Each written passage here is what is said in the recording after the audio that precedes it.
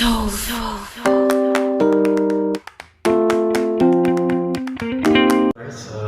ನಾನು ಮಳವಳ್ಳಿ ಮುಂಚೆ ಮಾತಾಡ್ತಿರೋದು. ಈ ವಿಡಿಯೋದಲ್ಲಿ ನಾನು ಏನು ಹೇಳಕ್ಕೆ ಬಂದಿದ್ದೀನಪ್ಪ ಅಂತಂದರೆ, ನಾನು ರಾಜೀವ್ ಗಾಂಧಿ ವಸತಿ ನಿಗಮದ್ದು ಮನೆಗಳ ಬಗ್ಗೆ ವಿಡಿಯೋ ಮಾಡ್ತಾಯಿದ್ದೀನಿ.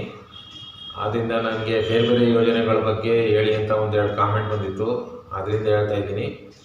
ಇದು ಬೆಂಗಳೂರಿಗೆ ಮಾತ್ರ ಸೀಮಿತ ಆಗಿರೋದ್ರಿಂದ ಈ ಬೇರೆ ಬೇರೆ ಕಡೆ ಎಲ್ಲೆಲ್ಲಿದೆ, ಯಾವ್ಯಾವ ಯೋಜನೆ ಇದೆ ಇದೆಲ್ಲನೂ ಹೇಳಿ ಅಂತ ಕಾಮೆಂಟಲ್ಲಿ ಬಂದಿತ್ತು. ಅದಕ್ಕೋಸ್ಕರ ಯಾರೋ ಒಬ್ಬರು ಮೈಸೂರದು ಕೇಳಿದರು, ಅದಕ್ಕೋಸ್ಕರ ನಾನು ಹೇಳ್ತಾ ಇದ್ದೀನಿ. ಇದು ಯೋಜನೆಗಳೇನಪ್ಪ ಅಂದರೆ, ಕರ್ನಾಟಕ ಸರ್ಕಾರ ಕಾಂಗ್ರೆಸ್ ಗೌರ್ಮೆಂಟ್ ಬಂದಮೇಲೆ ಬೇರೆ ಬೇರೆ ಯೋಜನೆಗಳನ್ನ ತಗೊಬಂದಿದೆ. ಆ ಯೋಜನೆಗಳಲ್ಲಿ ಯಾವುದಪ್ಪ ಅಂದರೆ ವಸತಿ ಇಲಾಖೆ ವತಿಯಿಂದ ಯೋಜನೆಗಳನ್ನ ತಂದಿದ್ದಾರೆ. ವಸತಿ ಇಲಾಖೆ ವೆಬ್ಸೈಟ್ಗೆ ಹೋಗಿ ಬೇಕಾದ್ರೆ ನೀವು ಚೆಕ್ ಮಾಡ್ಕೋಬೋದು, ಅದರಿಂದ ಯೋಜನೆಗಳು ತಂದಿದ್ದಾರೆ.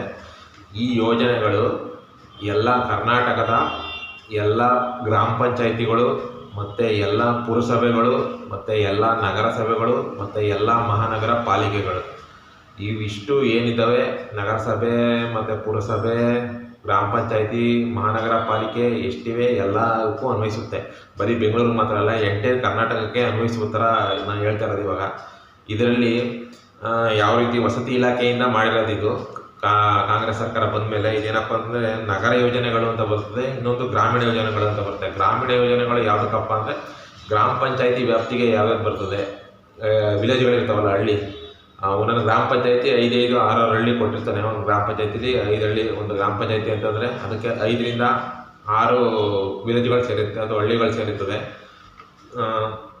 ಅದಕ್ಕೆ ಗ್ರಾಮೀಣ ಯೋಜನೆಗಳು ಬರ್ತದೆ. ಗ್ರಾಮ ಪಂಚಾಯಿತಿ ವ್ಯಾಪ್ತಿಗೆ ಯಾವ್ಯಾವ್ದಿದೆ, ಅಲ್ಲಿ ತುಂಬ ಬಡವರಿರೋದು ಅಂತ ಅಂದ್ಬಿಟ್ಟು ಹಳ್ಳಿಗಳ ಕಡೆ ಅವ್ರಿಗೆ ಸ್ವಲ್ಪ ಯೋಜನೆ ಸಪ್ರೇಟ್ ಮಾಡಿದ್ದಾರೆ. ಆ ಯೋಜನೆಯಲ್ಲಿ ಬಸವ ವಸತಿ ಯೋಜನೆ ಅಂತ ಬರ್ತದೆ. ಬಸವ ವಸತಿ ಯೋಜನೆ ಮತ್ತು ದೇವರಾಜ ಅರಸು ವಸತಿ ಯೋಜನೆ ಮತ್ತು ಡಾಕ್ಟರ್ BR ಅಂಬೇಡ್ಕರ್ ನಿವಾಸ ಯೋಜನೆ ಮತ್ತು PMAY ಅಂತ ಈ 4 ವಸತಿ ಯೋಜನೆಗಳು ಈ ಗ್ರಾಮ ಪಂಚಾಯಿತಿಗೆ ಸಂಬಂಧಪಟ್ಟಂಗೆ ಗ್ರಾಮೀಣ ಯೋಜನೆಗಳು ಅಂತ ಬರ್ತದೆ. ಏಕೆಂದರೆ ಗ್ರಾಮ ಪಂಚಾಯಿತಿ ಗ್ರಾಮೀಣ ಪ್ರದೇಶಕ್ಕೆ ಸೇರಿರೋದ್ರಿಂದ ಈ 4 ಯೋಜನೆಗಳೇನಿದೆ, ಈ 4 ಯೋಜನೆಗಳು ಗ್ರಾಮೀಣ ಪ್ರದೇಶಕ್ಕೆ ಸೀಮಿತವಾಗಿರುತ್ತೆ. ಅದೇ ರೀತಿ ಇನ್ನು ಮಿಕ್ಕಿರುವಂಥ ಪುರಸಭೆ ಆಗ್ಬೋದು, ಅಥವಾ ನಗರಸಭೆ ಆಗ್ಬೋದು, ಅಥವಾ ಮಹಾನಗರ ಪಾಲಿಕೆ ಆಗ್ಬೋದು, ಈ 3ಕ್ಕೆ ಸಂಬಂಧಪಟ್ಟಿರುವಂಗೆ ನಗರ ಯೋಜನೆಗಳಂತಿದೆ. ನಗರ ಯೋಜನೆಗಳನ್ನ ಇದು ಮಾಡಿದ್ದಾರೆ. ಅದರಲ್ಲಿ ಮೊದಲನೇದು ಪ್ರಧಾನಮಂತ್ರಿ ಆವಾಸ್ ಯೋಜನೆ. ಪ್ರಧಾನಮಂತ್ರಿ ಆವಾಸ್ ಯೋಜನೆ, ಇದಕ್ಕೆ ಒಂದು ವಿಡಿಯೋನೇ ಮಾಡಬೇಕು. ಇದು ಜಾಸ್ತಿ ನಡೀತಾ ಇರೋದು ಇವಾಗ ಇದನ್ನೇ, ಪ್ರಧಾನಮಂತ್ರಿ ಆವಾಸ್ ಯೋಜನೆ. ನರೇಂದ್ರ ಮೋದಿ ಅವರು ಯಾವಾಗ ಬಂದರೂ ಈ ಯೋಜನೆನ ಘೋಷಣೆ ಮಾಡ್ತಾರೆ. ಫಸ್ಟ್ ಇದಿರಲಿಲ್ಲ. 2ನೇ ಬಾರಿ BJP ಸರ್ಕಾರ ಬಂದಾಗ, ಸೆಂಟ್ರಲಲ್ಲಿ ಕೇಂದ್ರ ಸರ್ಕಾರದಲ್ಲಿ BJP ಸರ್ಕಾರ ಬಂದಾಗ ಈ ಯೋಜನೆ ಘೋಷಣೆ ಆಗಿದೆ, ಪ್ರಧಾನಮಂತ್ರಿ ಆವಾಸ್ ಯೋಜನೆ. ಇದು ಚೆನ್ನಾಗಿದೆ ಯೋಜನೆ. ಈ ಯೋಜನೆ ಬಗ್ಗೆನೇ ಒಂದು ವಿಡಿಯೋ ಮಾಡಾಕ್ತೀನಿ ನಾನು. ಮೊದಲನೇದು ನಗರ ಪ್ರದೇಶಗಳಿಗೆ ಸಂಬಂಧಪಟ್ಟಂಗೆ ಪ್ರಧಾನಮಂತ್ರಿ ಆವಾಸ್ ಯೋಜನೆ, 2ನೇದು ಅಂಬೇಡ್ಕರ್ ನಿವಾಸ ಯೋಜನೆ, 3ನೇದು ವಾಜಪೇಯಿ ನಗರ ವಸತಿ ಯೋಜನೆ ಮತ್ತು 4ನೇದು ದೇವರಾಜ ಅರಸು ವಸತಿ ಯೋಜನೆ. ಈ 4 ಯೋಜನೆಗಳು ನಗರ ಪ್ರದೇಶಕ್ಕೆ ಸಂಬಂಧಪಟ್ಟಿರೋದು. ನಗರ ಪ್ರದೇಶ ಅಂದ ತಕ್ಷಣವೇ ಬರೋದು, ನಗರ ಪ್ರದೇಶಗಳಿಗೆ ಸಂಬಂಧಪಟ್ಟಿರೋದು ಪುರಸಭೆ ಬರ್ತದೆ, ಇನ್ನೊಂದು ನಗರಸಭೆ ಬರ್ತದೆ, ಇನ್ನೊಂದು ಮಹಾನಗರ ಪಾಲಿಕೆ ಬರ್ತದೆ. ಇದು 3 ಬರ್ತದೆ. ಇಷ್ಟಿದೆ. ನೀವು ನಗರ ಪ್ರದೇಶದಲ್ಲಿದ್ದರೆ ಈ 4 ಯೋಜನೆಯಲ್ಲಿ ಯಾವ್ದು ಬೇಕಾದರೂ ನೀವು ಅರ್ಜಿ ಹಾಕಿ ತಗೋಬೋದು. ಬಟ್ ಅದಕ್ಕೆ ಕೆಲವೊಂದು ಎಲಿಜಿಬಿಲಿಟಿಗಳು ಹೇಳಿದ್ದಾರೆ. ಅಂದರೆ ಎಲಿಜಿಬಿಲಿಟಿಗಳಂತಂದರೆ, ನೀವು ಆಧಾರ್ ಕಾರ್ಡು, ರೇಷನ್ ಕಾರ್ಡು ಮತ್ತು BPL ಕಾರ್ಡು ಹೊಂದಿರಬೇಕು. BPL ಕಾರ್ಡು ಹೊಂದಿಲ್ಲ ಅಂದರೆ ಇದು ಸಿಗೋಲ್ಲ. BPL ಕಾರ್ಡು ಹೊಂದಿರಬೇಕು ಮತ್ತು ಅಲ್ಲಿ ಮಾಮೂಲಿ ನಿವಾಸಿ ಆಗಿರಬೇಕು. ಅದಂತೂ ಇದ್ದದ್ದೇ. ಮಾಮೂಲಿ ಯಾವ ಊರಲ್ಲಿ ಆಗ್ತೀರಾ ಅಲ್ಲಿ ನಿವಾಸಿ ಆಗಿರ್ಬೇಕು ನೀವು ಕಾಯಂ.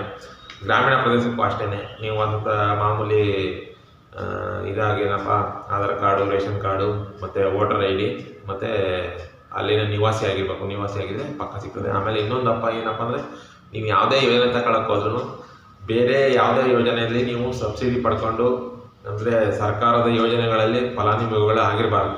ಬೇರೆ ಬೇರೆ ಯಾವ್ಯಾವುದೋ ಲೋನ್ಗಳು ಅದು ಇದು ಏನೇನೋ ಇರ್ತದೆ ಯೋಜನೆಗಳು, ಆ ಯೋಜನೆಗಳು ಯಾವುದು ಪಡ್ಕೊಂಡಿರಬಾರ್ದು. ಪಡ್ಕೊಂಡಿದ್ರೆ ಇದಕ್ಕೆ ಅನ್ವಯ ಆಗಲ್ಲ.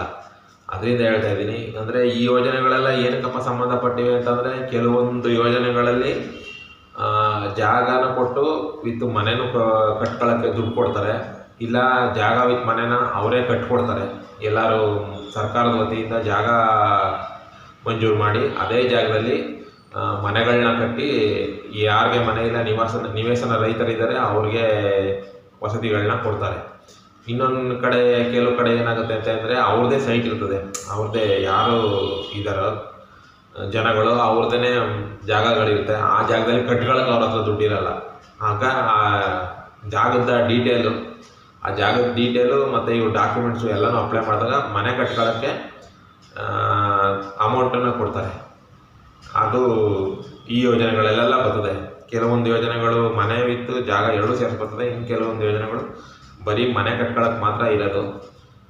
ಅದರಿಂದ ನೋಡಿ, ನೀವು ಯಾವ ನಗರ ಪ್ರದೇಶದಲ್ಲಿದ್ದೀರಾ ಮತ್ತು ಯಾವ ಗ್ರಾಮೀಣ ಪ್ರದೇಶದಲ್ಲಿದ್ದೀರಾ ನೀವು ನೋಡಿಕೊಂಡು ಇದಕ್ಕೆ ಒಂದು ಅರ್ಜಿ ಹಾಕಿದ್ರೆ ನಿಮಗೆ ಅಟ್ಲೀಸ್ಟ್ ಮನೆ ಇಲ್ಲ ಅಂತ ಬಾಡಿಗೆ ಮನೇಲಿ ಜಾಗ ಇರ್ತದೆ, ಕೆಲವೊಬ್ಬರಿಗೆ ಸೈಟ್ ಇರ್ತದೆ, ಬಟ್ ಕಟ್ಟೋದಕ್ಕೆ ದುಡ್ಡಿರಲ್ಲ. ದಯವಿಟ್ಟು ಅಂಥವ್ರು ನಿಮ್ಮ ಹತ್ರ ರೇಷನ್ ಕಾರ್ಡ್ ಏನಾದ್ರು ಇತ್ತು ಅಂದರೆ BPL card, voter ID, Aadhaar card ಅಂತೂ ಇದ್ದೇ ಇರ್ತದೆ. ಇದೆಲ್ಲನೂ ಸೇರಿಸಿ ನಿಮ್ಮದು ಯಾವುದು ಪುರಸಭೆ ಬರ್ತದ, ನಗರಸಭೆ ಬರ್ತದ, ಅದು ನಮ್ಮ ಮಹಾನಗರ ಪಾಲಿಕೆ ಬರ್ತಾವ ಅಂತ ಗ್ರಾಮೀಣ ಪ್ರದೇಶ ಪಂಚಾಯತಿಗೆ ಬರ್ತದ ನೋಡಿಕೊಂಡು ನೀವು ಅರ್ಜಿನ ಹಾಕಿದ್ರೆ ನಿಮಗೆ ಪಕ್ಕಾ ಮಂಜೂರು ಮಾಡೇ ಮಾಡ್ತಾರೆ. ನೀವು ಒಂದು ನೋಡಿ ವಿಚಾರಿಸಿ ಅರ್ಜಿ ಹಾಕಿ ನೀವು ಮನೆ ಕಟ್ಕೊಳ್ಳೋಕ್ಕೆ ಒಂದು ಇದು ಮಾಡ್ಬೋದು. ಪ್ರಧಾನಮಂತ್ರಿ ಆವಾಸ್ ಯೋಜನೆ ಇದರಲ್ಲೆಲ್ಲ ಒಂದು ಮುಖ್ಯವಾದದ್ದು. ಈ ಯೋಜನೆ ಬಗ್ಗೆ ಒಂದು ಎಕ್ಸ್ಟ್ರಾ ಒಂದು ವೀಡಿಯೋನೇ ಮಾಡ್ತೀನಿ. ಈ ವಿಡಿಯೋ ನೋಡಿದ್ದಕ್ಕೆ ತುಂಬ ಥ್ಯಾಂಕ್ಸ್.